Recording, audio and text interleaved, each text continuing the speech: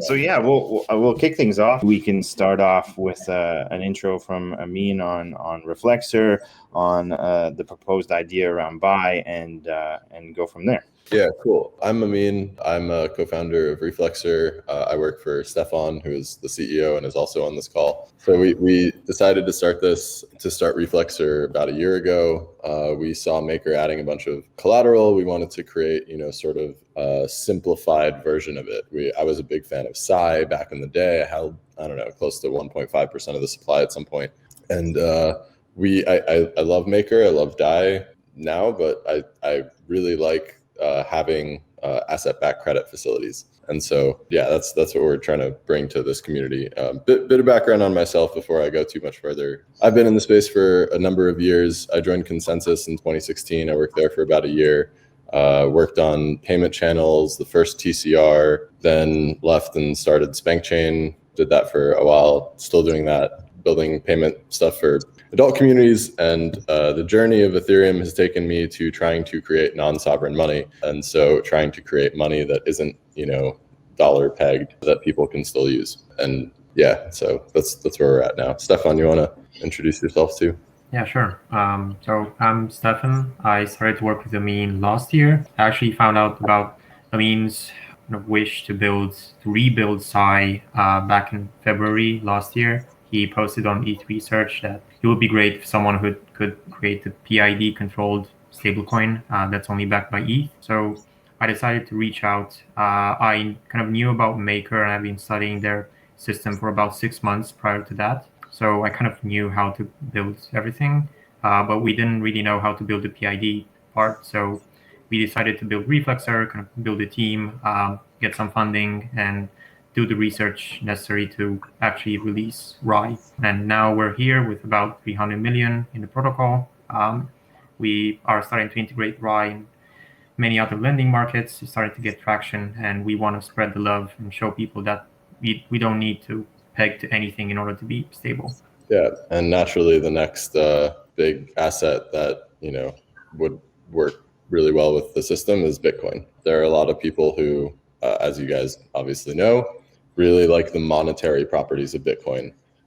And so while with us, with RAI, we tried to trust minimize the system and have it not have any sort of custodians. Like people on Bitcoin who really like its monetary properties, are willing to use wrap Bitcoin on Ethereum and use Bitcoin synthetics. And so that is like the next great. I think people who really like the money system are also going to be the most interested in using a Bitcoin-backed credit asset and promoting a Bitcoin-backed credit asset, because you can have a stable asset that's backed by Bitcoin and it doesn't have to be pegged to $1. And that's what we're building. So happy to answer questions and engage everyone. Spur along with a couple of things. We I guess give people a context in how the partnership side, you guys kind of reached out about bringing us in to help with partner with to launch the Bitcoin backed version. We had a lot of chats and a call. I think the thing that kind of got me excited about it was I didn't even have a full understanding of kind of what RAI was. I was familiar with the project until we kind of chatted, and having something that is, not like in short time spans, it kind of acts like $1 in that it's, it doesn't, your purchasing power with it is kind of static, but then it only, it doesn't get inflated when the dollar gets inflated. So, the one of the downsides of DAI is that if we go into rapid inflation or anything like that, it's pegged to the dollar, so it's going to kind of track that as well. Where BUY and RAI and any of these other flavors, the intention is that it's pegged relative to the initial ratio at which it was launched, and adjusts gradually over time based on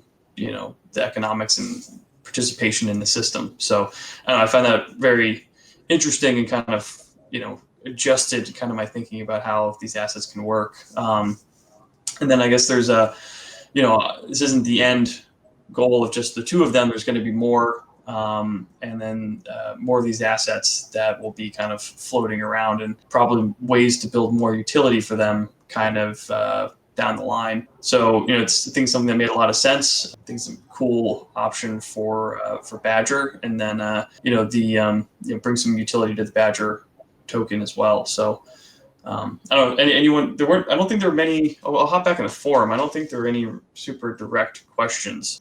I can talk broadly until there are. Yeah, maybe, do you want to talk in the governance component, I guess, where the Badger token would fit in, and then like benefits to Badger holders? Yeah. So Reflexer team is pretty like deep tech. It's basically like 6-7 engineers. We are finding that like developers are integrating Rye, and we're happy about that.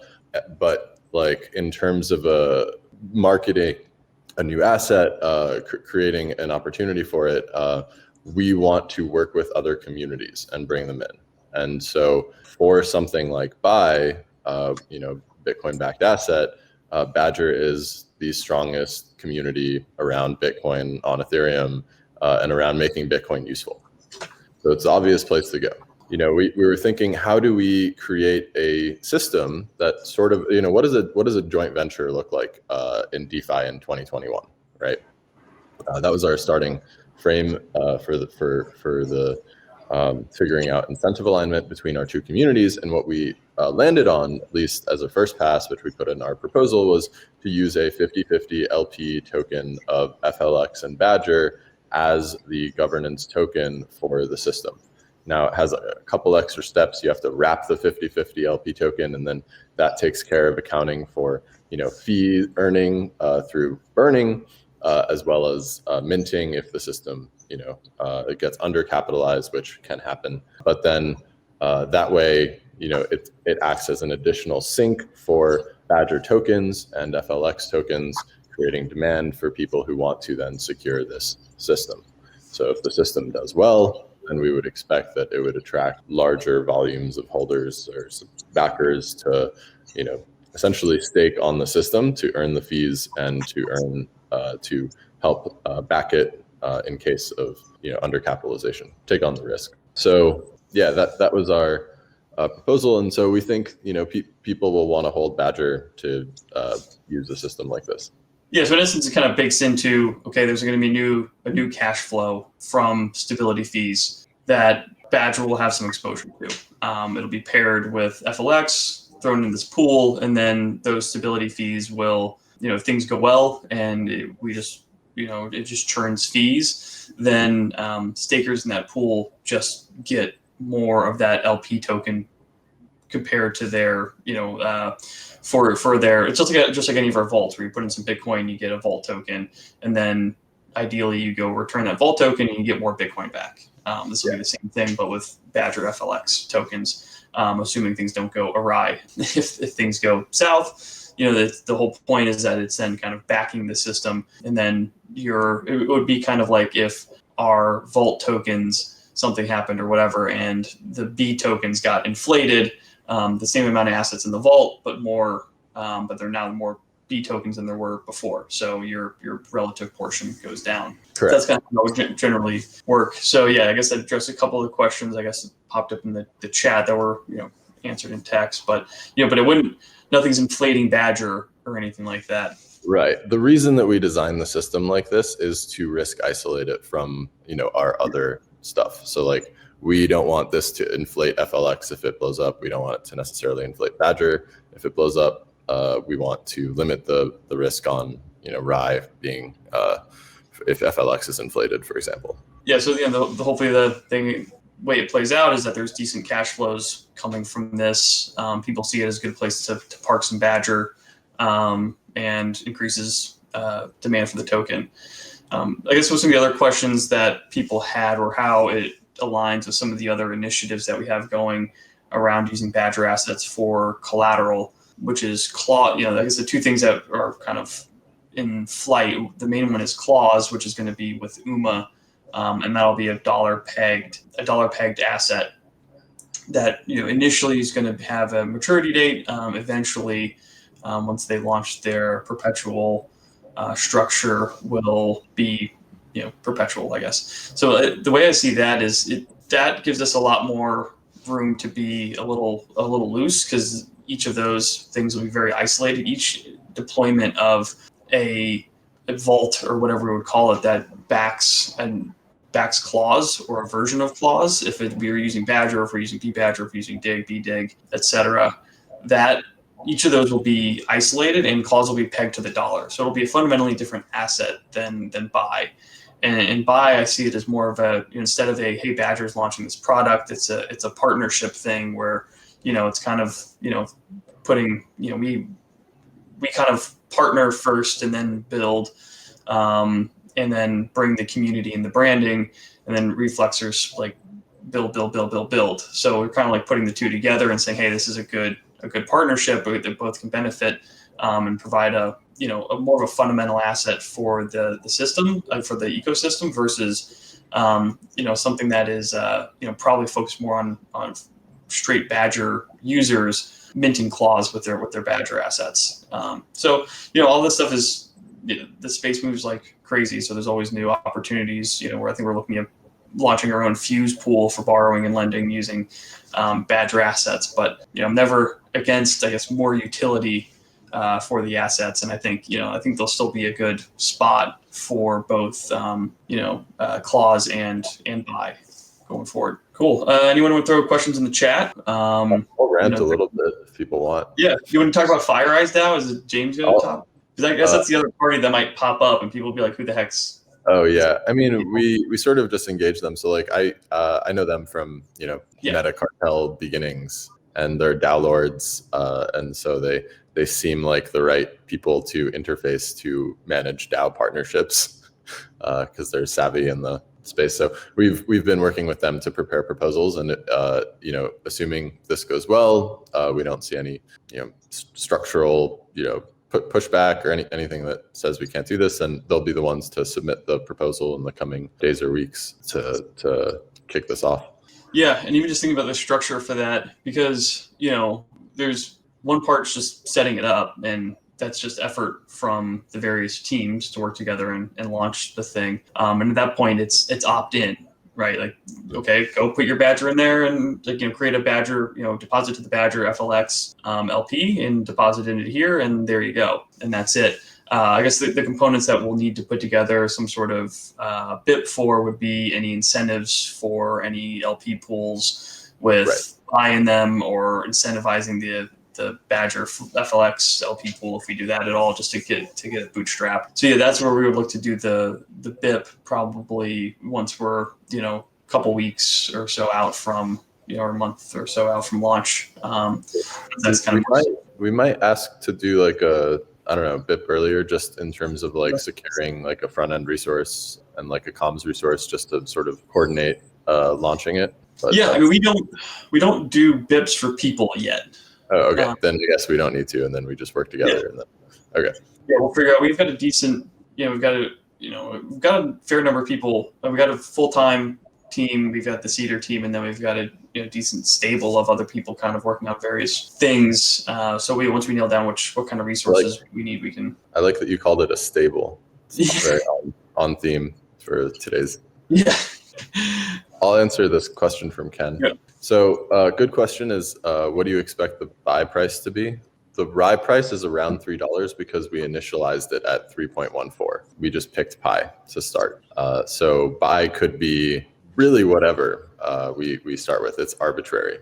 I know that's weird. We on purpose didn't start with anything close to $1 because $1 serves as a sort of mental anchor. And if you're away from $1 enough, then people aren't like, when is it going back to $1? Why isn't it $1? And like being able to not have any of those like conversations or confusion, I think has been really helpful, because for us it's like we started at 3.14, and then the question people ask is, okay, why did it drop to $3? And that's much easier to explain. And the reason that the price dropped about 5 or so percent over the first month was because of how we did our LP rewards. So in the first month, we gave RAI ETH LPs.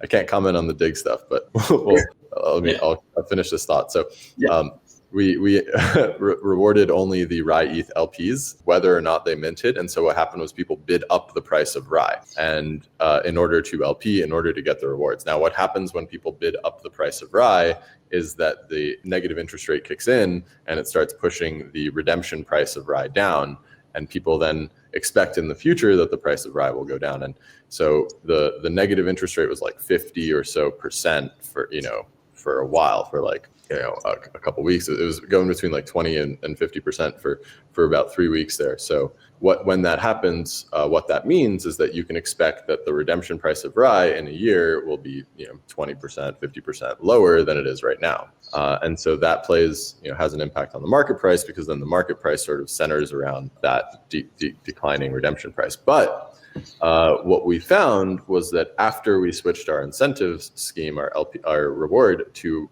reward both to reward people who only minted RAI, so they took out RAI debt, and provide liquidity with the same, roughly the same amount of RAI, then that balanced the market. And so far, it's just been about $3, and it hasn't gone been systemically declining or systemically going up since then. In general, this kind of thing is kind of weird.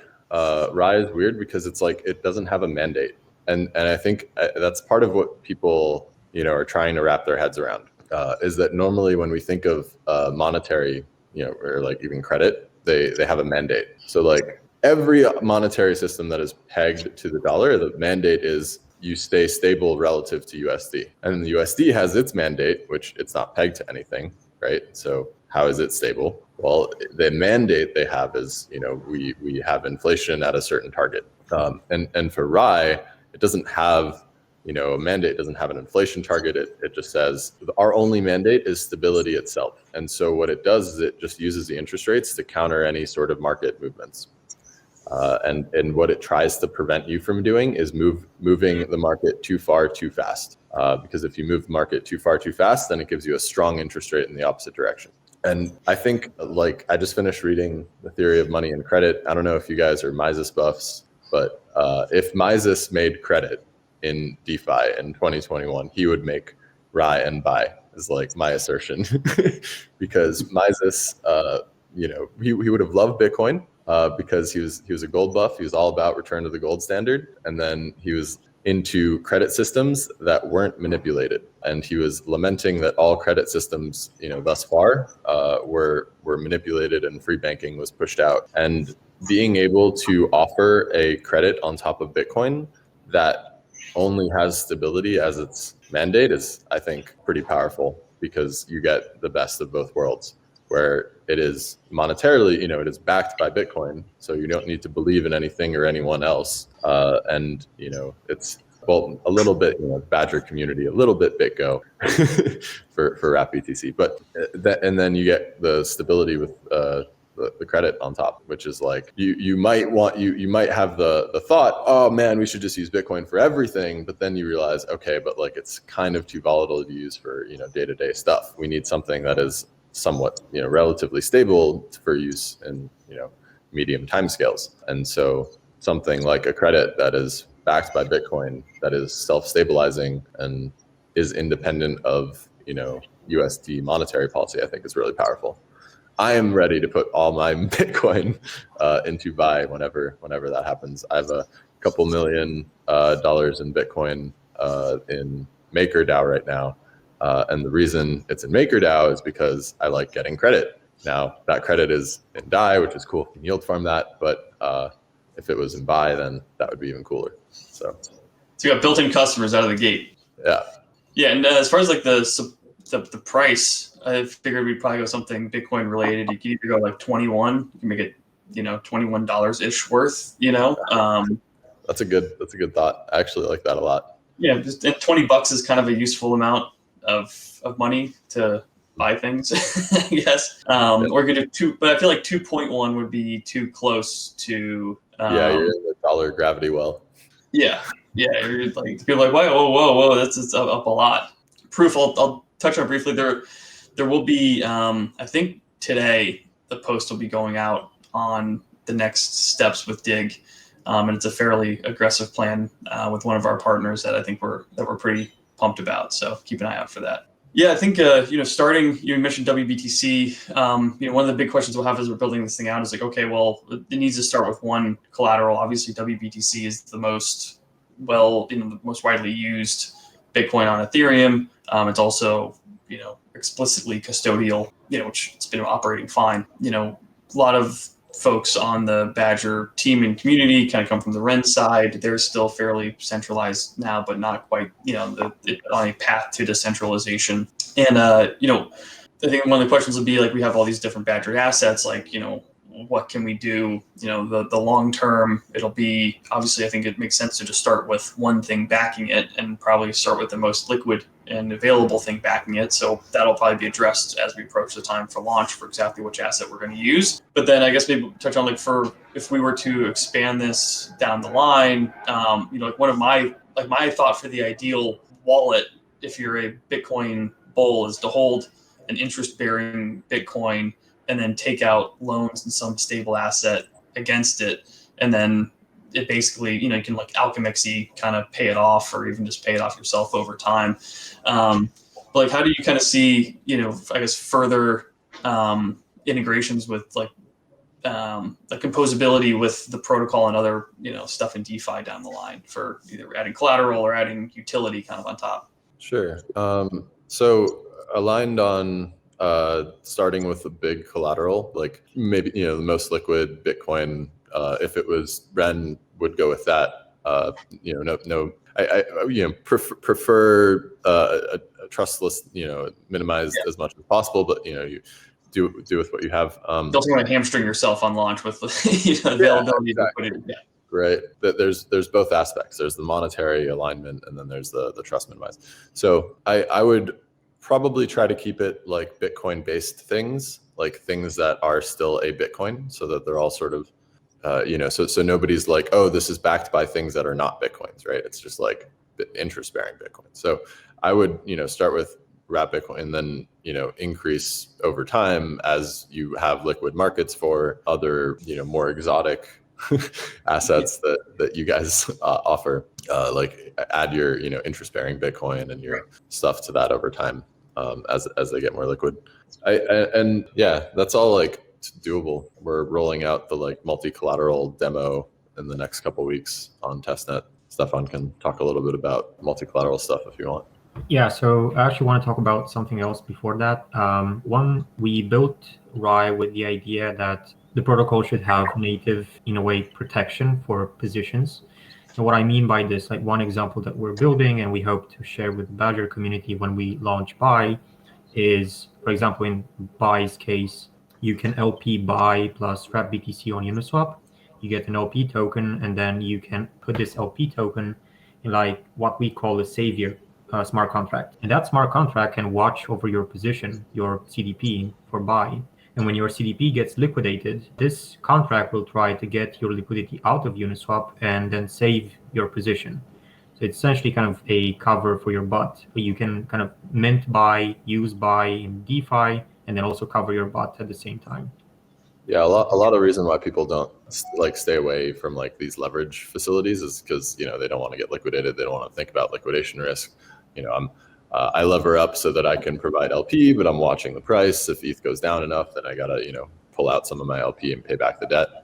This is a smart contract that would automatically do that, so that I, can get the benefit of leveraging my credit without the risk of getting liquidated. Very cool. Yeah, it's great. I mean, and also like if you're having millions of dollars in there, you're fine to just pay whatever gas you need to to make sure you don't get liquidated. Right. But if you're have a smaller amount in there, having something to do it automatically would be awesome. Yeah. And in terms of, I can talk a bit about use cases maybe because you touched on that. We didn't really talk about it. One thing that's really interesting with like Buy, we view kind of things like Buy and Rye mainly as potential collateral in DeFi. One example is like we want to add Rye in things like UMA and potentially maybe later on synthetics and maybe Maker at some point because we think they like Rye and Buy could replace stablecoins as collateral. Like you do not need to rely on a custodian that like holds fiat and issues USDC or whatever other peg coin, you can use buy, and you can back, like, for example, clause or some other synthetic with buy. The other thing is, like, the mechanism behind buy and RAI is really interesting because you can build all sorts of derivatives on top of them. Like, one thing that we want to release in the next couple of weeks is options for RAI, meaning that, for example, when RAI is being devalued, so the moving peg, the redemption price goes down, it makes sense to take a put on RAI and then wait for the market to do its thing, and you can then be in the money, and you can you can leverage the mechanism behind RAI and later on buy to your advantage. So you can build all sorts of derivatives, which is something that I think could be new and interesting for Badger. Yeah, are you guys doing that natively, or you're just thinking about it, or like talking to somewhere like UMA for doing stuff like that? For options, we're talking with Open. Okay. We'll probably have like some sort of campaign in the next couple of weeks to see how people interact with RAI and take RAI options. Yeah, I think Stefan made a point there that I want to highlight, where he's like, we're replacing stable coins as collateral. Like, one of the biggest criticisms, both from us and others, is like, Maker is DAI is backed by a lot of USDC, right? And like, because it's backed by a lot of USDC, right? Like, on one sense, like on a monetary sense, like US dollars are fractional reserve, so like that's no longer fully collateralized. But in another sense, like, there's custody risk and centralization risk. And we think that protocols will actually potentially be the first consumers of asset-backed stable credit assets like RAI and BUY, because the story that, it helps their narrative, because now they're no longer backed by as much centralized dollar assets. One of the partnerships that we're working on, nothing's final, we're still, I'm just going to announce it as a direction, is we're working with Frax to help. They're mostly backed by USDC right now. It's a dollar protocol, but they want to be more decentralized, and so they want to use RAI as some of their backing. And so they're building a strategy that lends and borrows RAI depending on the redemption price, and uses the Fuse pool that we just launched with Frax to do it. And I think that that could be a totally that's going to be what BUY and RAI end up doing, is like maybe first is also just finding their home in dollar protocols that want to be more decentralized, because they don't have any alternatives for stable decentralized credit or stable decentralized assets in general. So I think that's going to be a big part of it. And as those types of integrations come in, then you'll see the price stabilize a lot, because then you'll have protocol level traders that are basically on providing liquidity on both sides of the redemption price of the moving peg, and that'll bring a lot more stability to the system. If you had to guess a year from now, how many different flavors of RAI do you think there will be in existence? 4, 5 tops.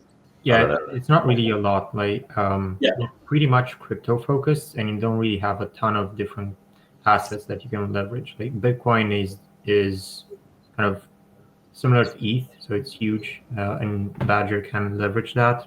But you don't have a ton of other stuff. So you have maybe DeFi tokens, you have LP tokens, maybe you have some exotic derivatives or some things like that, but like, there's not a ton of stuff. Yeah, if there was like a legit like gold token, that would be interesting. Go back to the gold standard. Yeah. And the way I see, like, I'm becoming like a stable credit maximalist, like asset-backed credit maximalist, because like I don't know why I need money anymore. Like I feel crazy every day of my life because I'm like, okay, wait, if RAI works, like, why do I need money? Like, what's the point of money? Like, the point of money was to give me a stable asset so that, I can settle with people, store of value, medium exchange, blah, blah, blah. But in exchange for stability, I gave up like all of my freedom because now I'm bound to the dollar and all the systems that use it. And it's like, in countries and in history, like people have suffered drastically for not having access to stable assets. Right? Every time there's inflation, they end up using gold and metal just because for lack of a better option. And the vision for Ryan is to not build, central banks, which are, actively managed and do a bunch of stuff, right? It's to try to go as low in the stack as possible. We're not trying to, put a bunch of stuff together. That's your job, as the yield aggregators. We're just trying to build assets that are super low level and then can be integrated, predictable, stable, integrated by other protocols. I think eventually could replace the need for fiat issued money, or we'll have all the fiat issuers like using Buy and Rye as backing for their money. The way I kind of think about it, it's not like central banks are inherently evil or terrible by design. It's like, oh, that's a good idea. Like you kind of manage how the money's being issued, but like there's too much room for interpretation, and then it's still people being involved. What you're trying to do is it's not totally dissimilar like approach using interest rates to manage this, how people are interacting with generating and removing supply of the asset from the market. But instead of saying, okay, well, we're just going to we will evaluate how this is operating and then make specific decisions. Otherwise it's like, okay, well, it's just pre-programmed and you let it run. Pre-program, you let it run. Yeah. So, it'll stabilize because the interest rates work.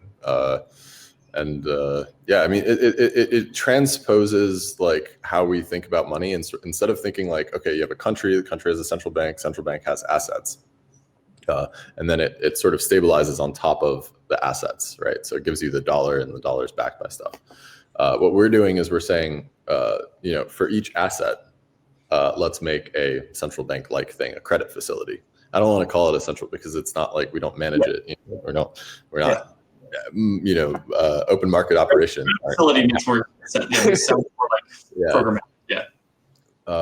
But we build, credit facilities per asset, and then the trust doesn't have to come from, the institution. The trust comes from the asset. So you're like, oh, this is just Bitcoin-backed credit. That's it. The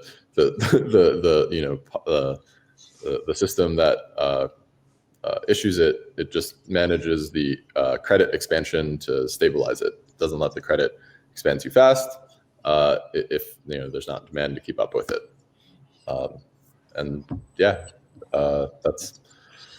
I think it's going to be a big deal. If you ask me the same question for like 2 years, I would say like 50. I would guess like this type of thing is going to be like in the next couple of years, like next year, I don't think we'll have too many of these because it'll just be like, your DeFi pioneers. But I think that the 2-3 years, like you might have a lot of more of these because you don't like we put all of the tools for managing stability in a box. You got like your central bank in a box. You don't need to do anything. You don't need to have meetings. You don't need to set interest rates every week like MakerDAO does. It just manages itself. The only meetings, the community would need to have are like, do we list a new asset? What do we, what are the interest rates and like collateral ratio around a new asset? So general risk stuff. Yeah, I mean, it'd be great. I'd like to, take out stable credit against my house, Yeah. I think eventually there might be like something that does that. You tokenize your house, you can get it into some sort of index or whatever, and then that gives you some more, or you apply to get it added as a collateral type. It goes through some evaluation and is either added as a specific collateral type or based on type of house and where it is or whatever. But that's all the ugly kludgy stuff of the real world tying back to the crypto world. Imagine getting liquidated where you like have to have an on-chain auction for your house. It'll come. Maker's doing great work in that, and I think I think there's a lot of opportunity there, just because like what the approach that credit facilities take is just like different than money markets, right? Like with a credit facility, there's no counterparty. So it's not like, compound where like I'm borrowing money that somebody else is lending, right? When I borrow against Maker, I'm borrowing against myself. The protocol is sort of the counterparty there. And so you're minting assets, you're not borrowing it from somebody. And so the cost of capital, all else equal, should be lower. Yeah, it's exciting. I'd be interested to see, what else pops up. And then you kind of have your subgroups. If you have 50 of those, obviously then there'll be like, 5 different flavors of it, where this is the one that's like the Curve LP or something of, ETH backed, Bitcoin backed, and DeFi token backed. Yeah. Assets, but that creates its own stable asset because you have those 3 together, and they kind of you stack composability on top. I mean, yeah, if you ask on a long enough timeline, like I think PID controllers and like little algorithm, control systems that are just based on simple math, like will be everywhere, doing a lot more work than they are right now, because like this is how all industrial systems work and are kept stable, is through the use of a series of interconnected controllers. Like that's how drones fly. That's how industrial systems are kept stable. The flow rate of the water into the reactor tank to make sure the temperature stays constant is like some little algorithms controlling a valve. It just, from an engineering standpoint, anybody who's done electrical engineering, chemical engineering, systems engineering, when they're like, oh, we just use a PID controller, they're like, duh, that's what we use for stability everywhere. Like, why wouldn't you? And then you realize that like just finance nerds haven't been exposed to this stuff, and like computer science nerds haven't been exposed to this stuff. And so if you actually look at central bank or monetary policy guidelines, they approximated PID control through their policy, where they're like, we have a forward-looking aspect of our policy. It's like, that's the derivative term. We have a backwards-looking aspect of our policy. That's the integral term. And we have a measure based on where we are right now, and that's the proportional term. And so they create their policy out of like, okay, what was the difference between the inflation and the inflation target for the last 4 quarters, right? And they add that up with others, what's the current difference, and then they put that all together and create a policy. And like Jonte said earlier, for what our thesis is that the humans in the decision loop are actually causing more instability than the system itself. So if you just put the algorithm directly in charge of setting the policy, then we don't have this like weird meta game of everybody trading based on what they think the Fed is going to do. And that actually creates more instability than the Fed is able to create stability. So that's our thesis for why we, are governance minimizing and trying to let the algorithm do its thing. And, as Bitcoiners, I know you guys all appreciate that kind of thing. 21 million and let it run.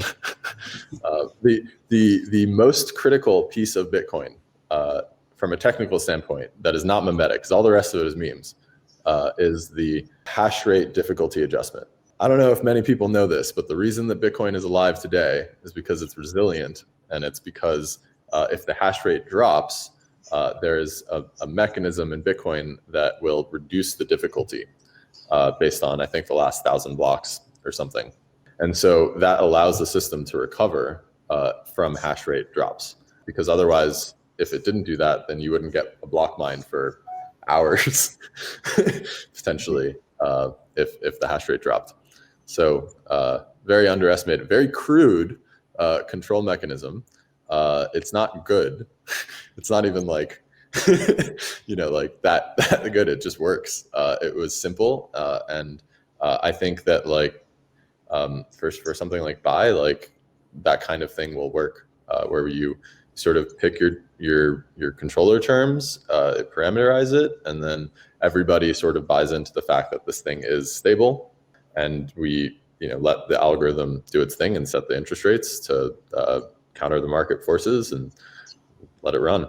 And I imagine people in the future like cheering on, the same way that Bitcoiners cheer on like 21 million, will cheer on like 0.356, which is like our parameter term for the controller, and then we just find one that works good enough. And to be clear, like PID controllers, there's anxiety around, well, will this work long term? And we want to make sure it does. But like the type of controller that we're using, like this is its intended purpose is for when you don't know the system that well, and you just want to make a controller that will work under a huge range of conditions. And so like if we get it mostly right within like, I don't know, 50% either way, like plus minus 50%, then like it should be fine. And it's nice that that's the case, because it doesn't have to be. So sweet. Yeah, it's the one thing when I'm explaining Bitcoin to people that I usually try to harp on, and I think the people that get it when you mention the difficulty adjustment, because otherwise it's like, well, why is it so expensive to mine all the time? It's like, well, it's variable and it changes, and things are 10-minute blocks, but not all the time. Right. You can vary quite wildly, like when there's coal mine explosions in China. Like, oh shit, now blocks are taking a little while. Cool. I think we're right up on time. Thanks for the rundown. I hope all the Badgers here are excited to become central bankers, or at least half-time central bankers. Credit facility manager. Credit facility manager.